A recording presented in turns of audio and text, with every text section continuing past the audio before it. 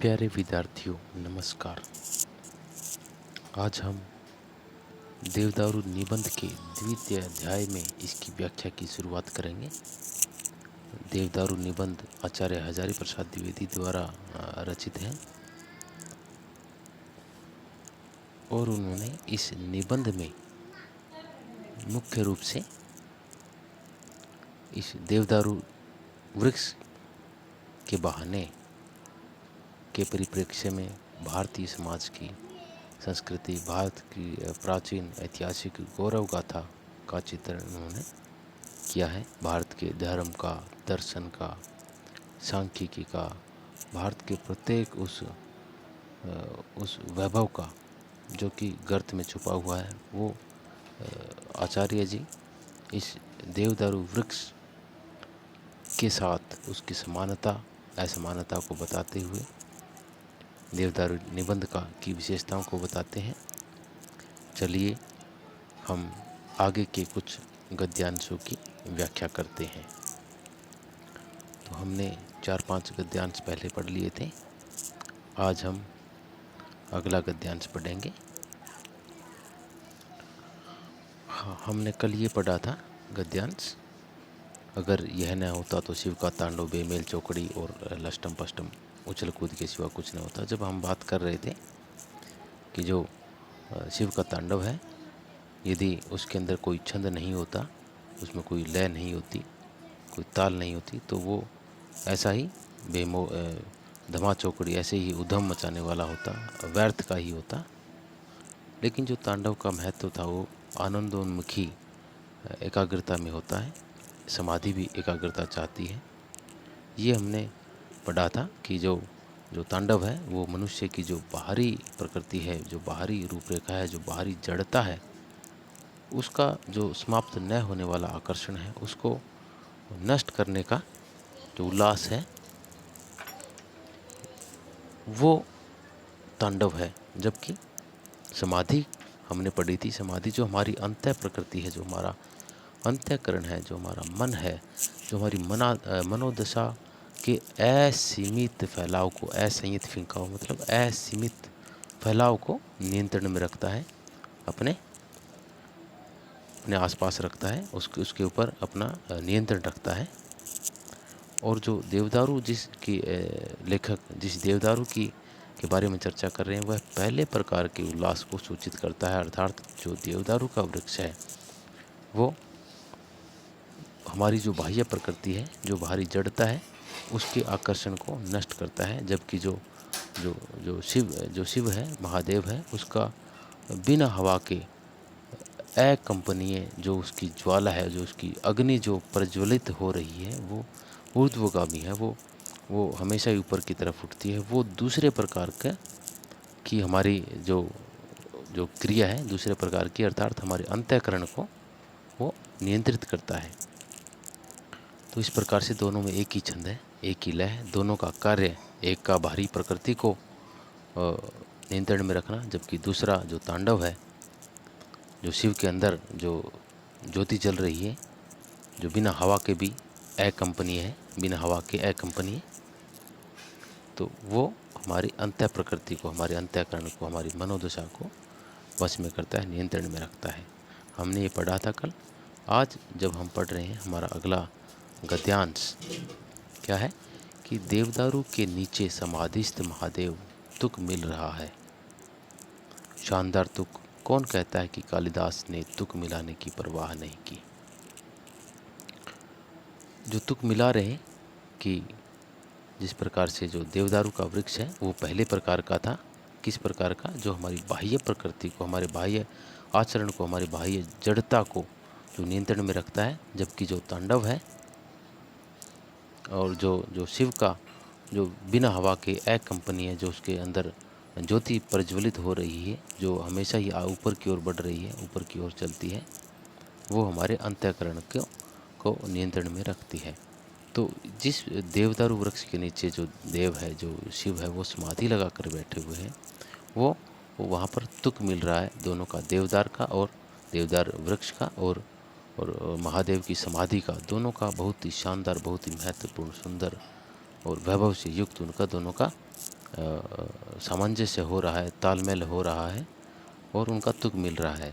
लेखक आगे बताता है कि कौन कहता है कि कालिदास ने जो रचना की, जो साहित्य लिखा है उसमें तुक मिलाने का कार्य नहीं किया, तुक की परवाह नहीं की है। अर्थात वो भी तुक मिलाते हैं। प्रत्येक कवि तुक मिलाने की कोशिश करता है कि उसका जो साहित्य है वो अच्छे से पढ़ा जाए, उसमें जीवंतता आए। लेखक कहता है कि मेरा मन कहता है कि कालिदास भी तुकाराम थे। अर्थात वो कालिदास को तुकाराम बताता है और कहता है कि वो भी तुकाराम थे। अर्थात वो तुकबंदी में विश्वास रखते थे, तुक मिलाने के मोजी वाग्विलासी, वो तुक मिलाने में सिद्धहस्त थे, वाग्विलासी थे। मगर ये तुक भोंडे किस्म के नहीं होते थे, यह तो निश्चित है। लेखक आगे एक बात और भी कहना चाहता है कि जो ये तुक मिलाते थे वो भद्दे, गलत लगने वाले, समझ में ना आने वाले, या फिर ऐसा लगे कि ये कैसा तुक है, ऐसे तुक नहीं होते थे कि झगरे रगरे बगरे डगरे, ये भी कोई तुक है। लेखक कोई उदाहरण देता है और लेकिन कहता है कि सारी दुनिया इसी को तुक कहती है कि झगरे रगरे बगरे डगरे, जो अंत में जो एक लय मिल रही है, एक तुक मिल रहा है, दोनों में चारों शब्दों में समानता आ रही है और उसी को तुक समझते हैं, सारी दुनिया इसी को मानती है। लेखक भी कहता है कि कुछ ना कुछ तो ज़रूर होगा, नहीं तो दुनिया पागल नहीं है जो इनको तुक कहे। लेकिन ये बात भी सही है कि बात बात में तुक मिला करता है कि बात तुक तो किसी भी बात में मिल सकता है, किसी भी गद्य में मिल सकता है, किसी भी पंक्ति में पद्य में मिल सकता है। यदि ऐसा नहीं होता तो बेतुकी हाँकने वालों को बुरा न माना जाता। लेखक आगे ये भी कहता है यदि ये सत्य नहीं होता तो जो बेतुकी हाँकते हैं, जो इधर उधर की बातें हाँकते हैं, उनको कोई बुरा नहीं कहता। जो लोग तुक की बात करते हैं वे शब्द की ध्वनियों का तुक तो नहीं मिलाते।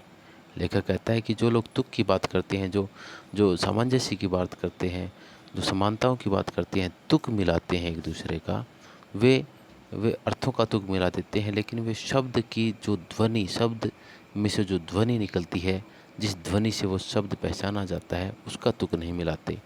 यदि नहीं मिलाते तो फिर से लेखक प्रश्न पूछता है, फिर ये तुक है क्या? क्या है ये तुक? आगे अपनी बात को और पुख्ता करते हुए लेखक क्या कहता है अगले गद्यांश में कि तुक वह है जो देवदारू की गगनचुंबी शिखा और समाधिस्थ महादेव की निर्वात निष्कंप प्रदीप की ऊर्ध्वगामिनी ज्योति में है।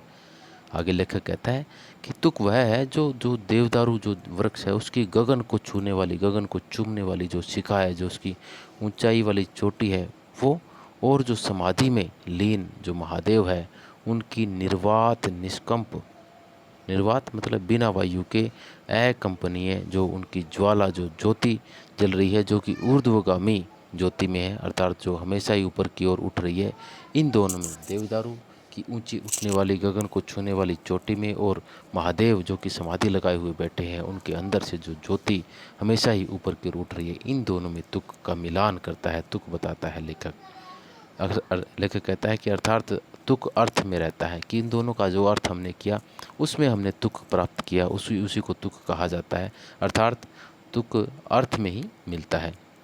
ध्वनि साम्य के तुक में कुछ न कुछ अर्थ चारुता होनी चाहिए। यदि हम ध्वनि की समानता करें, यदि ध्वनि को हम एक जैसा बनाने की कोशिश करें तो उनमें हमने कुछ न कुछ हमें अर्थ में चारुता लानी पड़ेगी, अर्थ में सुंदरता, सौंदर्य लाना पड़ेगा। ध्वनि साम्य साधन है। ध्वनि की जो समानता हम करते हैं, ध्वनि में जो साम्य स्थापित करते हैं, या ध्वनि में जो हम तुक की कल्पना करते हैं, तो वहाँ पर वो जो साधन बन जाता है। और तुक अर्थ का धर्म होना चाहिए, लेकिन जो तुक है वो तो अर्थ जो हम निकालते हैं और उस शब्द का, उसका धर्म होना चाहिए। तुक जो है वो अर्थ का, उस मतलब का, वो उसका धर्म होना चाहिए, नित्य धर्म उसका होना चाहिए। मगर ऐसा जो कहते हैं कि ध्वनि में भी साम्य होता है, तुक में भी तुक भी अर्थ का धर्म होता है, मगर जो ऐसा कहते हैं वो ऐसा कहना किसी के लिए, विद्वत मंडली में ऐसा कोई कहेगा तो वो खतरे से खाली नहीं है। अर्थात जो विद्वत मंडली है, जो जो ज्ञान रखते हैं, वो इन बातों को तोड़ देंगे, इन बातों को भला बुरा कहेंगे। किसी नए आलोचक ने अर्थ की लय की वकालत की, अर्थात कोई जो नया आलोचक किसी ने बात कही थी, अर्थ की लय की, कि अर्थ में लय की बात कही थी। और लेखक कहता है कि मैं अच्छी तरह जानता हूँ कि जो सारी विद्वत मंडली थी, जो पंडित मंडली थी, उस गरीब आलोचक के ऊपर बरस पड़ी, अर्थात उससे क्रोधित हो गई। अगर तुक अर्थ में मिल सकता है, लेखक कहता है कि पहले भी कहा उसने कि जो तुक है वो अर्थ में मिल सकता है। यदि तुक जो है अर्थ में मिल सकता है तो लय क्यों नहीं मिल सकता? तो उनका कहना है कि लय में भी तुक मिलना चाहिए। इस प्रकार से अगला जो हमारा गद्यांश आता है, मेरे अंतर्यामी कहते हैं कि तुक तो अर्थ में रहता है, लय नहीं रहता। लेखक कहते हैं कि मेरे जो अंतर्मन में मेरे अंतर्मन में अंतर को जानने वाले ईश्वर कहते हैं कि तुक तो अर्थ में ही रहता है। मेरा जो मन कहता है कि तुक तो हमेशा ही अर्थ में रहता है, लय में नहीं रहता, लय नहीं रहता।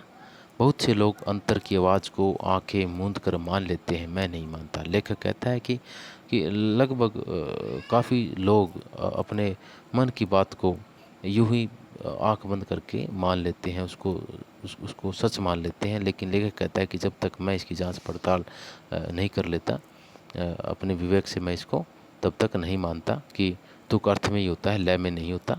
आंखें खोलने पर भी यदि अंतर की आवाज़ ठीक जचे तो मान लेना चाहिए। आगे लेखक ये भी बताता है कि यदि यदि मैं सोच समझ लूँ अपनी बुद्धि से, विवेक से, या अपने अभ्यास से, अपने अनुभव से, अपनी अनुभूति से मैं यदि आंखें खोल करके ये जान लूँ तो और ठीक लगे तो मान लेना चाहिए कि अंतर्मन की बात को भी मान लेना चाहिए, क्योंकि उस अवस्था में भीतर और बाहर का तुक मिल जाता है।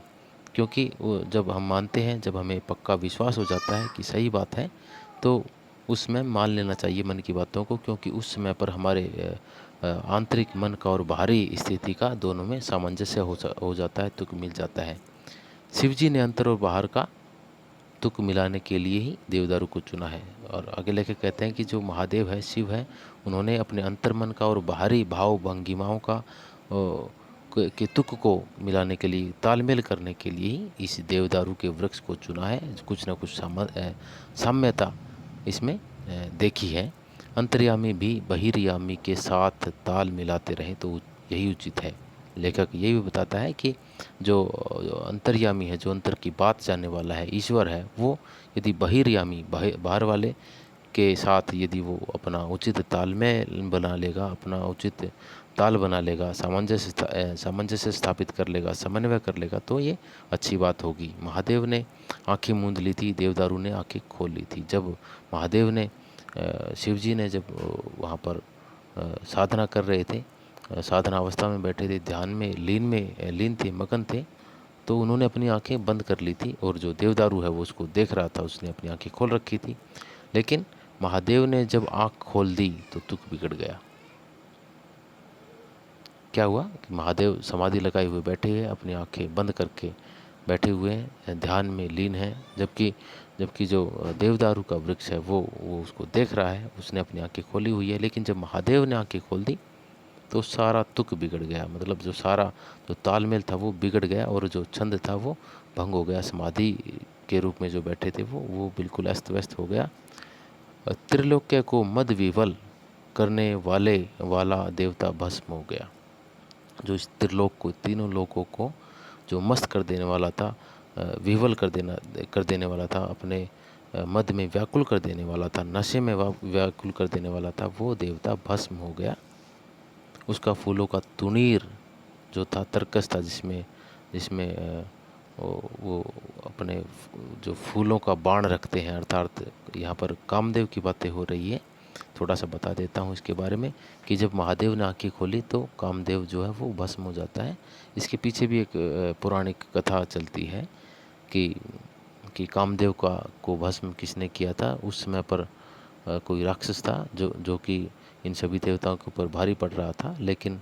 लेकिन जब सभी देवताओं ने विचार विमर्श किया तो उन्होंने ये निचोड़ निकाला कि पार्वती और शिव की से जो संतान उत्पन्न होगी वो उस राक्षस का वध करेगी। लेकिन शिव तो साधना में लीन थे, इसलिए कामदेव और उसकी पत्नी रत्नी ने उनका ध्यान आकर्षित करने के लिए उसके सामने नृत्य करने लगे और मधुर गायन करने लगे।